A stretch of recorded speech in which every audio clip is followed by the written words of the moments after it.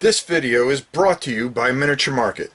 Thousands of board games, miniatures, and paints, discount prices at miniaturemarket.com. Everybody, welcome to yet another review.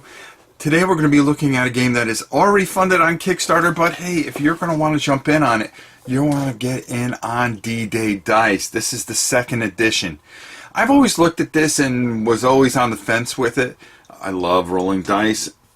And I just never picked up the first edition. I don't know why.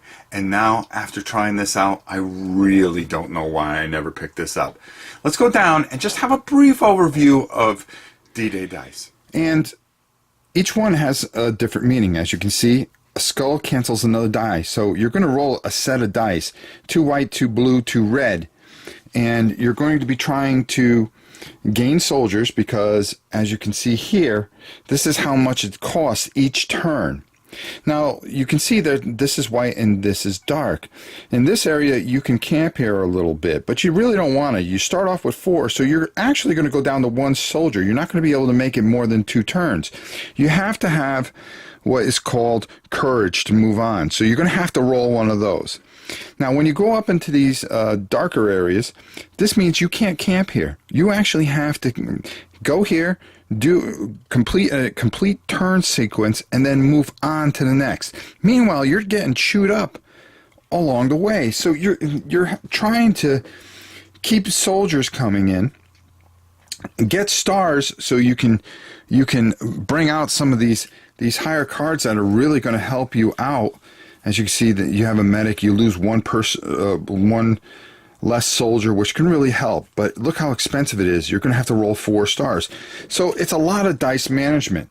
So in Yahtzee fashion, what happens is you roll these dice. Okay, you're going to lock a couple in. Now, over here, as you can see, if you roll, like right here, we have a 2 that is white and a 2 that is red. Now, if we had a blue 2, we would have what is called leadership. So we would get this. If we wanted to lock this in, we would be able to use this special ability. It gives you a bonus to what you already get from that. But the key here is trying to move forward, not roll any 1s, but be able to kind of really just keep your guys going. Now here's a 4, which will give you 2 things, so you would probably lock that in, and you have to lock 2. So a tool, which is a 6, would make it so you would start getting a tool so you can buy these things, but they cost, as you can see, 3, 12, 15, 7, and so forth and so on. These different things are really going to help you.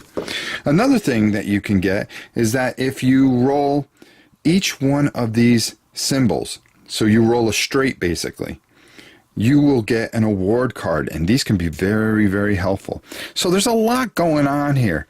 The turn sequence is simple. So as you can see, we're just going to lock, let's just lock these 2 for the heck of it, because we're dangerous. And you get to roll up to 2 times. Okay, so wow, I rolled 3 5s. That's not going to help me. Well, that's 3 courage. That'll help us move on. I would probably hold on to that. I'd probably hold on to 1 courage, and then I would roll these 2. Now, finally. And that's 3 soldiers, which is okay, and we have 2 courage. So now you would tally all this up. So you roll your dice, and then you would do your upkeep. And that means kind of just adjust everything that's going on here.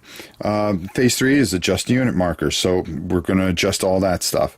Then we would be able to recruit with any of the, if we had enough stars or tools to be able to recruit somebody from our hand, or be able to buy one of these special things. And finally, we would move. We would decide whether to move. You can only stay into this area up to 3 turns. So we would have taken our first turn here, and we would decide, well, do we want to go on? Now, of course, there is combat, which is very one-sided, where we would lose our 3 guys, but we did pick up 3 guys, so we're still with 4 guys, so we can hang here another turn. I would hang, of course, lose the 3 guys, get the 3 guys back, so we're right back, but we do have stars, and we do have some some tools and stuff that we can start to build up before we go into this next area. There's a whole bunch of things that really go wrong for you on the way up to try to take out this bunker. There's a machine gun nest and mines and things, and there's a whole bunch of things that you negotiate. There's a lot to this game, and I'll tell you this much. I really, really enjoy playing this, and I enjoy playing it solo. I think it's even better when you play with somebody. But to get my final thoughts on this, why don't we go up top? Wow, this is absolutely fantastic. I saw it at Historicon, the first edition, and I was going to buy everything that the guy had, and when I came back to get it, it was gone, unfortunately. I don't know how I let this slip through my hands, but I'm going to tell you this much. Very thematic. Crawling up the beach, you have that feel that, you know, you're just getting chewed up by the bunker. Great, great game. Go to Kickstarter. Fund this. This thing's already funded. Go push it over the top and unlock all the great stuff that you can get with this. This is a masterpiece. I've really had a lot of fun with this, and I can't wait to get my hands on the game when it comes out. I hope they unlock things. They do more scenarios for it, expansions, and everything for it. Great, great game. So, until next time, I'm Rob Warren, and I will see you soon. I'm going to go play some D-Day dice.